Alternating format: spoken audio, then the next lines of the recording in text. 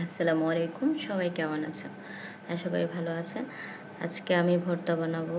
এখানে বেগুন সিদ্ধ আর সিম সিদ্ধ বসাই দিয়েছি। আর এই তো এইখানে কি করব এখন দেখেন, ডাল রান্না করব, মাখা ডাল, মসুর ডাল, পেঁয়াজ কুচি, তারপরে রসুন কুচি দিয়ে ডাল ধুয়ে সুন্দর করে দিয়ে দিয়েছি। তারপরে হলুদ গুঁড়া, মরিচের গুঁড়া, লবণ স্বাদ মতো দিয়ে মিক্স করে নেব এবং তেলও দিয়ে দেবো, একটু ধনিয়ার গুঁড়াও দিয়ে দিলাম। সুন্দর করে মেখে তারপরে বসাই দেব।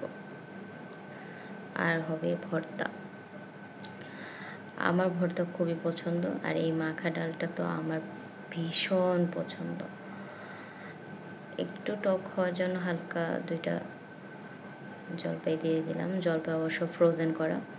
কাঁচামরিচ দিলাম, কাঁচামরিচও আমি ফ্রোজেন করে রেখেছি ডিপে, ওইখান থেকে দিলাম। তারপরে টমেটো দেবো, টমেটোগুলোও ফ্রোজেন। আমি হচ্ছে এই সিজনাল সবজিগুলো ফ্রোজেন করে রেখে দিই। এটা আমার জন্য রিজনেবল প্রাইসেরও হয় তখন। আবার যখন সিজন নেই তখনও রান্না করা যায়। যেমন এখন জলপাই সিজন নেই, জলপাই ইউজ করতে পারতেছি, এই আর কি।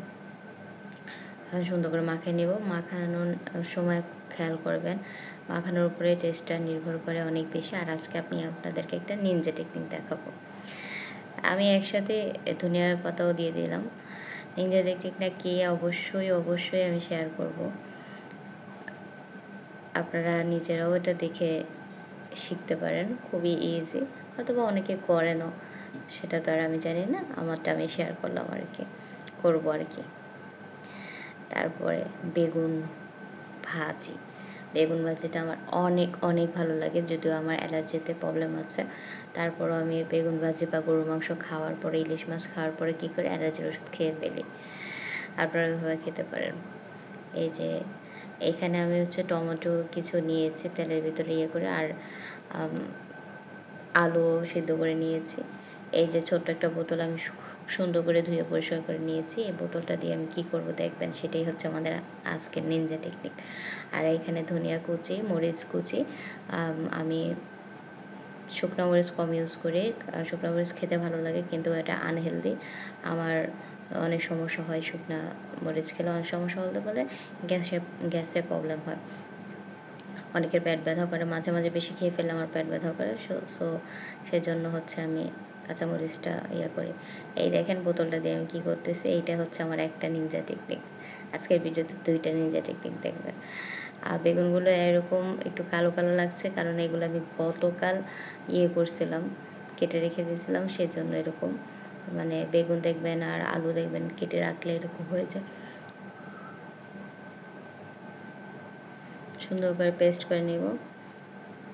এই যে এখন সিমগুলো পেস্ট করে নিচ্ছি আমি। খেয়াল রাখবেন মাখাটা যেন খুব ভালো হয়। তারপরে সবশেষে টমেটোটা করে নিচ্ছি। টমেটোটা একটু গরম গরম গরম ভাব যাচ্ছে। যেই ফ্রাই প্যানে টমেটোটা করছিলাম সেটাতে গালিয়ে নিচ্ছে আর কি। গালিয়ে নিতে বলতে আমাদের কুমিল্লা ভাষায় গালিয়ে বলে, মানে চটকিয়ে নিচ্ছে। আরেকটা নিনজা টেকনিক হচ্ছে, এটা যদি আপনি ভর্তা বানাবেন, সেখানে পেঁয়াজ কুচি, ধনিয়া পাতা কুচি, কাঁচামরিচ কুচি একসাথে করে সুন্দরভাবে পেস্ট করে লবণ স্বাদ মতো আর সরিষার তেল দিয়ে দিবেন। তারপর আপনি যেই ভর্তাগুলোই বানাবেন সেই ভর্তাতে এটা একটু একটু পরিমাণ মতো নিয়ে মিক্স করে নেবেন। শেষ, একসাথে ঝামেলা শেষ। আগে আমি করতাম কি, বিভিন্ন ভর্তাতে আলাদা আলাদা এগুলো দিতাম, তারপরে মাখতাম, এই করতাম সেই করতাম, এতে আমার টাইমও অনেক লাগতো, আবার হাঁপিয়ে উঠতাম। এখন মনে হয় যে একসাথে 14 আইটেম 15 আইটেম ভর্তা বানাতে আমার কোনো অসুবিধা হয় না। মানে সব উপাদান নিয়ে তারপর সেগুলো সুন্দর মতো নিয়ে, এই যে লবণ নিয়ে নিচ্ছি ভালো মতো, আগে চটকে নিয়েছি, তারপর লবণ নিয়েছি। এখন হচ্ছে সরিষার তেল দিয়ে দিলাম। যদিও মনে হচ্ছে সরিষার তেলের পরিমাণ কম, পরবর্তীতে আমি আবার অ্যাড করেছিলাম, সেটা দেখাতে ভুলে গেছি। এই যে দেখছেন, ঢালতেই ছিলাম। এখন খুব ভালোভাবে চটকিয়ে নেব। আমি অবশ্য গ্লাভস পরতে পারি না, গ্লাভস পরার বৃথা চেষ্টা। গ্লাভস পরলে আমার হাত ছোট ছোট ছোট, আর গ্লাভস হচ্ছে বড়।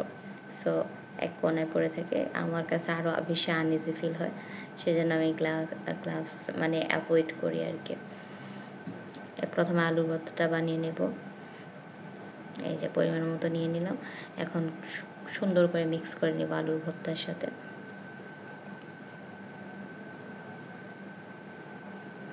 আমার যে আলুর ভর্তা এত প্রিয়, আর কার কার প্রিয় জানাতে ভুলবেন না। মনে হলো যে একটু কম হয়েছে, তখন আবার একটু পেস্ট নিয়ে নিলাম, সুন্দর করে মিক্স করে নিলাম। এই যে আলুর ভর্তা রেডি। আর বেগুন ভাজি এখন করে দেব টমেটো ভর্তা। আমি যেদিন ভর্তা বানাই, অনেক রকমের ভর্তা বানাই, এটা শিখেছি আমার বড়ো ভাবির থেকে। আমার বড়ো ভাবি যেদিন ভর্তা বানায় অনেক আইটেমের ভর্তা বানায়, তাহলে মানে খেতেও ভালো লাগে।